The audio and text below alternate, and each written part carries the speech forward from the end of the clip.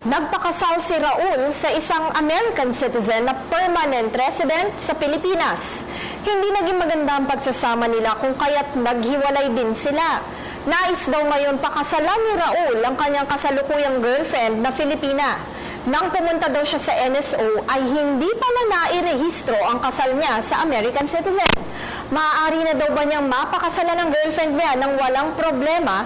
Total naman daw, bukod sa Amerikana ang napangasawa niya ay hindi naman pala nairehistro ang kanilang kasal. Raul, ikinalulungkot naming sabihin sa iyo na hindi ka maaaring basta magpakasal muli. Ayon nga sa iyong kwento, ikaw ay nagpakasal sa isang Amerikana dito sa Pilipinas. Ang nasabing kasal, kung nag-comply naman sa lahat ng essential at formal requisites ng marriage ayon sa ating batas, ang nasabing kasal ay valid dito. At kahit hindi pa nakarehistro ang inyong kasal sa NSO, mananatiling nangyari ang kasal sa inyong pagitan at ito ay patuloy na nagtatali sa inyo kahit pa hiwalay na kayo. Sa kaso ng People versus Borromeo 133 SCRA 106, isinasaad na ang registration sa NSO ay ginagawa upang i-record ang isang pangyayari na nakakaapekto sa civil status ng isang tao.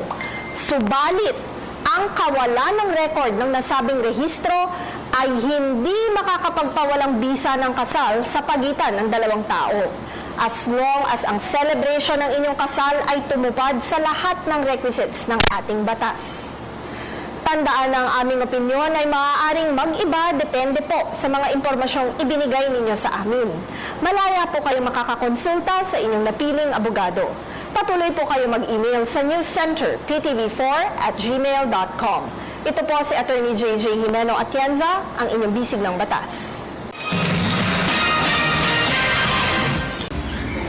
Ako po si Cathy San Gabriel. Subscribe na sa PTV YouTube channel.